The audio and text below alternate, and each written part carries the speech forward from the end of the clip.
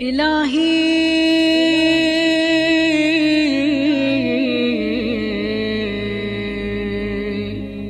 ما أنا بأول من عصاك فتبت علي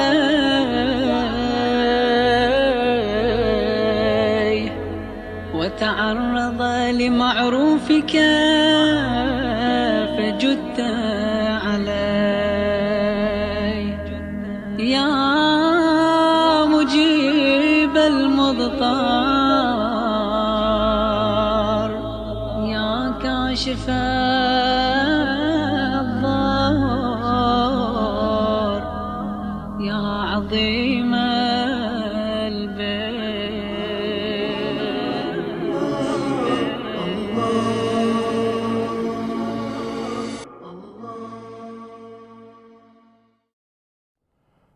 أعوذ بالله السميع العليم من الشيطان اللعين الرجيم. بسم الله الرحمن الرحيم.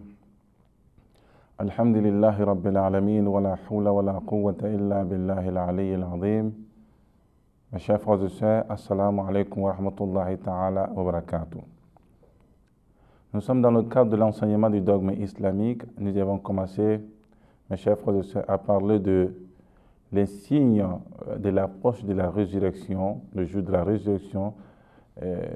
Et après ces signes, lorsque ces signes se présenteront à nous, ça serait vraiment des signes corrects pour annoncer la ressuscitation réellement des êtres humains de leur tombe pour le jour de la résurrection. Nous avons parlé de ces signes. Et le premier signe, nous avons dit que le déséquilibre dans le monde et dans la nature, et c'est ce que nous avons essayé d'exprimer, que il fait partie des signes de la résurrection qu'il y aurait un déséquilibre dans la nature lorsqu'on veut parler du tremblement de terre. Et nous avons essayé de justifier cela par le verset coranique qui dit A'udhu billahi minash shaitanir rajim. Il dit ceci: Iza zuzzilatil ardu zilzalaha wa akhrajatil ardu athqalaha. C'est-à-dire le jour que la terre tremblera, et va faire sortir de tout ce qui se trouve son contenu sur la surface. Et nous avons essayé de parler si lorsque le soleil perdra effectivement sa lumière, quand les étoiles tomberont. Et nous avons parlé de cela. Nous avons parlé aussi, si vous vous rappelez, mes chers frères et sœurs, aussi de le fait de souffler dans la trompette. Et la première souffle, lorsqu'on parle, on fera il dit que ça sera vraiment un son vraiment qui étourdissant, qui va essayer réellement de gêner et de réellement mettre la conscience des êtres humains en place pour qu'ils puissent réellement se préparer pour le jour de la résurrection, lorsqu'il dit Illa ma sha Allah, tous seront abasourdis par le son et auront peur par ce son. Et effectivement, il y aura encore une deuxième souffle dans la trompette. C'est qu'en ce moment qu'ils vont se lever réellement, qu'il attendait pour la de la résurrection qu'il attendait tant. Donc il y a cela aussi, nous avons parlé aussi réellement que ce jour de la résurrection, ce n'est rien d'autre que, je vais parler aussi des signes, ce n'est rien d'autre, mes chers frères et sœurs, que le jour où le pouvoir et la puissance de Dieu va se faire manifester à travers tous ces événements et à travers tous ces signes. Et c'est pour cette raison que nous avons dit que et les gens auront ce sentiment que Dieu réellement, c'est celui-là même qui a le pouvoir et l'omniscience. Et effectivement, yahkum baynahum. Il va établir la justice entre les êtres humains et ceux qui auront réellement des rétributions positives et iront directement au paradis, que le Seigneur nous donne ce paradis. Et nous avons aussi parlé de cet élément essentiel que les êtres humains auront aussi lorsqu'on veut s'exprimer, ainsi que les liens de parenté seront interrompus. Et cela doit être étonnant pour l'être humain lorsqu'on dit que les liens de parenté seront interrompus, que les liens de parenté naturels et les liens de parenté causés par une situation bien donnée. Les liens de parenté naturels, je vais parler de père, fils et les parents, et aussi les liens de parenté causés par le mariage, etc. On veut parler aussi réellement que ces liens seront interrompus le jour de la résurrection. Donc Dieu a essayé de nous donner ces liens aujourd'hui pour que nous puissions réellement vivre dans l'harmonie ensemble, la cohabitation, et aussi profiter de ces liens-là réellement d'avoir le paradis. Et c'est ce que nous avons essayé de dire, que nous devons essayer de faire un effort, mes chers frères et sœurs, d'avoir réellement le paradis, qui est la félicité éternelle à travers ces liens-là. Donc ces liens, peut-être pour nous, si on peut s'exprimer ainsi, ce n'est rien d'autre qu'un moyen pour accéder à la félicité éternelle. Et c'est ce qui est plus demandé, et ceux qui feront silatul raham, c'est-à-dire que souder les liens de parenté, ceux qui sont venus des mêmes mères que vous, mais pas seulement ça, aussi les parents, aussi lointains, nous devons essayer réellement de soutenir et ces liens-là, et essayer de raccommoder ces liens et solidifier ces liens chaque jour. C'est une forme, mes chers frères et sœurs, d'adoration. Il y a aussi réellement que vous allez trouver que ils ont réellement que le fait de poser le tribunal divin, Allah subhanahu wa ta'ala, pour faire manifester sa justice divine, mes chers frères et sœurs, sur la terre, il est important, mes chers frères, que le jour de la résurrection, que nous puissions avoir, et nous allons avoir effectivement ce sentiment en nous qu'il y a quelqu'un réellement qui est derrière tout ça, qui est d'abord, il est sage, et aussi il doit établir une justice réellement infinie et absolue. Donc en réalité, lorsque l'être humain va se présenter le jour de la résurrection, il aura effectivement des signes sur lui. Ses bagages et tout ce qu'il a posé comme acte, ses dossiers seront accrochés à son cou et il va se présenter avec toutes ses œuvres auprès d'Allah subhanahu wa ta'ala. Et ce qui est plus important, mes chers frères et sœurs, c'est que les dossiers, tout ce que nous avons pu commis dans ce bas monde, et nous allons les lire devant Allah subhanahu wa ta'ala et la communauté, le monde entier, et ils seront rassemblés, nous allons dire, et chacun, et tout le monde va attendre réellement ce que vous avez fait pendant votre vie. Donc, mes chers frères et sœurs, il est important, ces éléments que nous avons essayés, ce sont des signes réellement qui annoncent l'approche de la résurrection. لبيك ذا العفو لبيك إني آت منك إليك لبيك اللهم لبيك إني عبد بين يديك. Ce qui est plus important, mes chers frères et sœurs, d'abord, on parle de la résurrection, il s'agit de l'au-delà. Mais quelque part, mes chers frères et sœurs, nous devons essayer d'établir un lien entre le jour de la résurrection et ce monde d'ici-bas. Alors, la question qui se pose, quel lien existe-t-il entre le monde ici-bas et la résurrection? Mes chers frères et sœurs, c'est tout à fait important parce que ça va de pair. Il y a réellement, effectivement, la différence, je vais parler de la règle de vie. Il y a forcément une différence, mais aussi, il y a aussi un lien aussi très soudé. Et nous avons essayé de dire que réellement le monde est éphémère, mais en réalité, l'au-delà est perpétuel et là pour toujours. Ça, c'est la grande différence entre ce monde-là. Le monde n'est qu'un moyen pour accéder au jour de la résurrection. Donc, c'est ce qui a été dit, c'est un champ que nous venons réellement planter, ce que nous voulons réellement récolter demain. Et je vais parler de nos actes. Donc, si c'est un champ qu'Allah subhanahu wa ta'ala nous donne, nous devons l'utiliser à bon escient. Lorsqu'il s'agit de poser des bonnes œuvres, nous devons essayer réellement de faire avec la capacité que nous avons. Mais ici, de l'autre côté, de s'éloigner aussi des interdits d'Allah subhanahu wa ta'ala. Et c'est ce que le Coran nous dit, ma'indakum yanfadu wa ma'indallahi baq. Il dit tout ce qui est chez vous est éphémère, est appelé à disparaître. Wa ma'indallahi baqi. Et tout ce qui est auprès d'Allah subhanahu wa ta'ala est perpétuel et continuel, mes chers frères et sœurs. Donc, il est important que nous puissions réellement annoncer وَلَا نَخْرُجَنَّ الَّذِينَ صَبَرُوا أَجْرَهُمْ بِأَحْسَنِ مَا كَانُوا يَعْمَلُونَ. Et nous allons essayer de faire ressortir l'œuvre de ceux-là même qui posaient des bonnes œuvres dans ce bas monde, et ils seront rétribués de la meilleure manière, mes chers frères et sœurs. Dieu, il est juste. Il nous a demandé de poser des bonnes œuvres. Lorsque vous posez une bonne œuvre, mes chers frères et sœurs, vous serez rétribués de la manière, parce que Dieu, il est parfait dans tout ce qu'il fait. Il y a ce point. Il y a aussi, mes chers frères et sœurs, ce point lorsqu'on parle réellement de l'adab al-akhira. C'est-à-dire que le fait de détacher le châtiment, réellement, du jour de la résurrection, de l'enfer que je vais parler, c'est celui qui n'a pas pu poser des bonnes œuvres, mes chers frères et sœurs, que Dieu nous en garde. Il aura réellement des châtiments. Il y a aussi les châtiments se différencient selon réellement les péchés et les crimes commis. Donc, mes chers frères et sœurs, l'exemple de notre monde ici-bas est aussi, c'est un fait copié de cette réellement évocation de la part d'Allah subhanahu wa ta'ala. Et le fait de dire aussi, mes chers frères et sœurs, nous devons essayer de retenir que la source de cette vie, la condition que tout ce qui nous accompagne réellement pour mieux vivre dans ce bas monde, ce n'est rien d'autre que éphémère. La source de cette vie réellement, c'est le jour de la résurrection.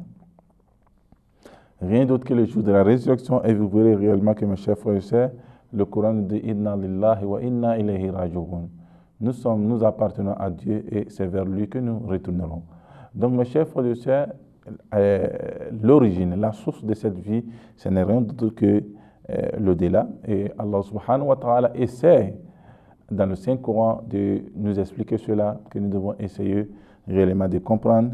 Il dit ceci, « Kullu nafsin dha'iqatul maut » et dit, tout âme goûtera la mort. « Wa innama tuwaffawna ujurahum yawma al-qiyam faman zahza 'anil nar wa udkhila al-janna faqad faza wa ma al-hayatu ad-dunya illa mata'ul ghurur » Et dit réellement que chacun de nous goûtera la mort, et celui qui sera réellement sauvé, réellement de l'enfer, le feu de l'enfer, et afin de profiter réellement de la félicité d'Allah subhanahu wa ta'ala, qui est le paradis, faqad faza, il a bénéficié, wa mal hayatud dunya illa mata'ul ghurur, réellement que vous ne verrez que le moment de cette vie, c'est une vie qui est réellement raccourcie et très limitée, et réellement nous devons beaucoup faire attention à tout ce qui essaye de nous tromper et nous amener à la perversité. Donc, mes chers frères et sœurs, c'est tout à fait clair lorsqu'on parle de ces points-là.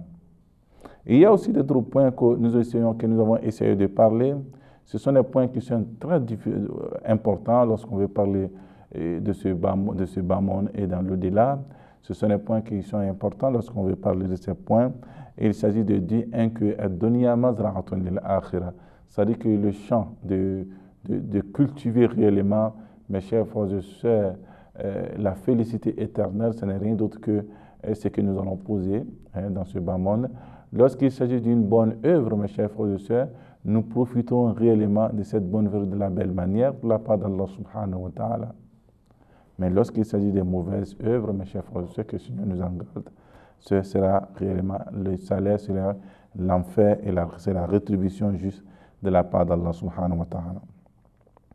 Il y a aussi cette relation que nous allons essayer, les bonheurs que nous allons connaître aussi réellement dans ce bas monde. Quelle relation existe entre ce bonheur et le bonheur de l'au-delà qui est éternel?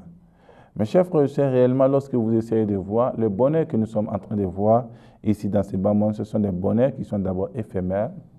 Et ce sont des bonheurs réellement, pas seulement éphémères, nous sommes éprouvés avec ces bonheurs.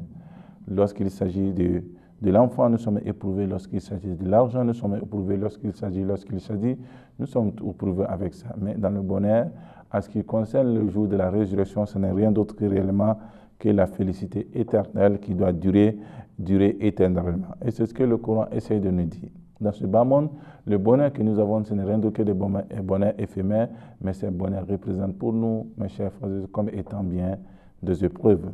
Et le Seigneur nous dit dans le Saint-Coran, وَمَا أَمْوَالُكُمْ وَأَوْلَادُكُمْ بِالَّتِي تُقَرِّبُكُمْ عِنْدَ اللَّهِ زُلْفَىٰ وَمَا أَوْلَادُكُمْ وَلَا أَوْلَادُكُمْ الَّتِي تُقَرِّبُكُمْ عِنْدَ اللَّهِ زُلْفَىٰ إِلَّا وَمَنْ آمَنَ وَعَمِلَ صَالِحًا فَأُولَٰئِكَ لَهُمْ جَزَاءُ الضَّعْفِ. Il dit que vous, la fortune que vous avez, vos fortunes et vos enfants ne serait point une cause pour vous rapprocher d'Allah subhanahu wa ta'ala. Si vous avez plus de fortune, cela ne veut pas dire que vous êtes plus proche d'Allah subhanahu wa ta'ala. Vous êtes plus pauvre, cela ne veut pas dire que vous êtes plus loin d'Allah subhanahu wa ta'ala. Wala awladukum, ni vos enfants, vos progénitures, rien ne prouve réellement que vous êtes proche d'Allah subhanahu wa ta'ala, que Dieu vous aime. Mais ce qui est d'abord le point de repère est réellement que nous devons réellement se concentrer sur ces points. Ce n'est rien d'autre que man amana wa amila saliha. Celui qui a accordé, il a accepté la foi, effectivement, wa amila saliha, il a posé aussi des bonnes œuvres. Fa ulaika lahum jazaa'u dha'af. C'est ceux-là même qui ont le salaire aussi très double, qui ont le double salaire. Bima amilu, de ce qu'ils ont pu essayer de travailler pendant qu'ils étaient en vie. Ils sont dans des chambres aussi très sécurisées. Donc, mes chers frères et sœurs, c'est de la part d'Allah subhanahu wa ta'ala lorsqu'on parle réellement que la fortune ni les enfants n'a rien d'autre, n'a rien à voir avec les signes du bonheur dans l'au-delà. Et ce bonheur que nous avons ici dans ce bas monde, ce n'est rien d'autre que des bonheurs éphémères.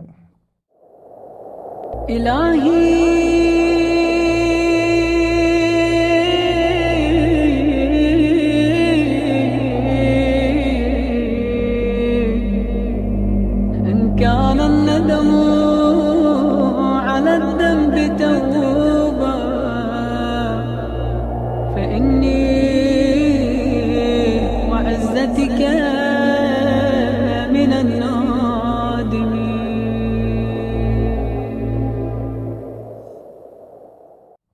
Et effectivement, il y a aussi que nous pouvons essayer de dire le contraire réellement du bonheur de ce bas monde. Et ce sont deux choses réellement opposées. Et vous pouvez trouver que souvent, lorsque vous avez plus d'argent, vous êtes plus éprouvé. Et si vous ne faites pas attention réellement à 80%, vous serez éprouvé et tombé réellement devant ces épreuves-là. Et c'est l'échec total.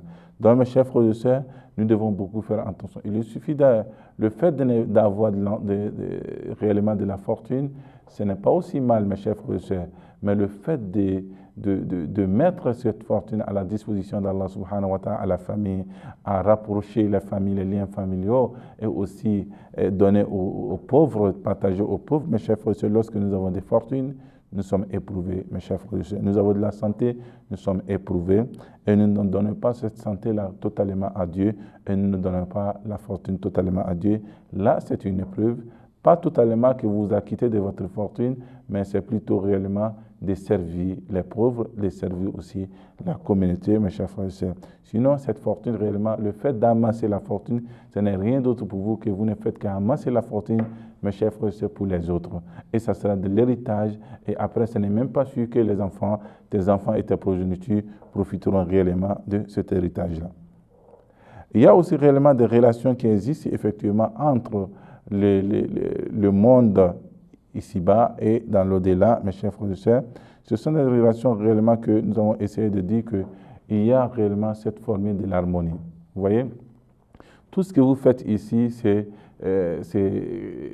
reflète aussi dans ce bas monde, dans l'autre monde, dans son essence réellement, et pour que vous puissiez réellement comprendre dans ce sens-là.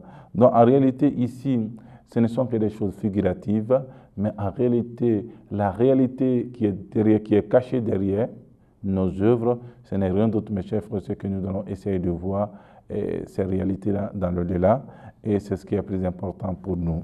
Et c'est pour ça que vous allez voir que les actes vont essayer de se personnifier depuis la tombe jusqu'au jour de là, et nous allons constater, mes chers frères et sœurs, cela. Et effectivement, nous devons essayer de faire beaucoup attention. En réalité, lorsque vous posez un acte ici, vous ne pouvez pas maîtriser réellement la réalité qui se cache derrière, mes chers frères et sœurs, cet acte-là. Mais Dieu voit, et nous allons essayer de ressentir de près et cette réaction qui va se passer lorsqu'on pose que le Seigneur nous en donne un interdit, il y a forcément une réaction qui se passe. Mais nous ne sentons pas cette réaction, et si nous avons réellement des yeux réellement de la connaissance de Dieu, mes chers frères et sœurs, nous allons essayer réellement de voir cela. Et c'est ce que vous allez trouver dans le Saint-Coran. Le Coran nous dit « Inna alladhina ya'kuluna amwala yatama zulma, innama ya'kuluna fi butunihim nara » Et ceux qui essayent de s'accaparer, de venir prendre réellement par force la fortune, l'héritage de l'orphelin, mes chers frères et sœurs, par oppression, il dit que ceux-là, même lorsqu'ils mangent cet argent-là, ils ne font que manger du feu. Ils seront brûlés dans l'enfer. Donc, ils mangent du feu lorsqu'il essaie de l'utiliser pour ses biens et sa suffisance. Ils mangent du feu, mais ils ne sentent pas réellement que c'est du feu. Mais mes chers frères et sœurs, le jour de la résurrection, il va sentir réellement qu'est-ce qu'il veut dire réellement ce verset, et Inch'Allah. Donc, mes chers frères et sœurs, concernant ces questions, nous avons réellement cette relation aussi très rapprochée entre, je vais parler, le monde ici-bas et aussi dans l'au-delà. Donc, il y a réellement cette relation qui existe. Ce ne sont pas deux mondes coupés, parce que le monde dans lequel nous sommes en train de vivre s'entrelance, mes chers frères et sœurs, vers l'autre monde qui est le jour de la résurrection, Inch'Allah, que Seigneur fasse que nous puissions réellement profiter pendant ces jours-là et que nous soyons réellement des victorieux et ceux-là même qui profiteront réellement de la miséricorde et la clémence d'Allah subhanahu wa ta'ala. Donc mes chers frères et sœurs, sur ce, je vous dis assalamu alaikum wa rahmatullahi ta'ala wa barakatuh.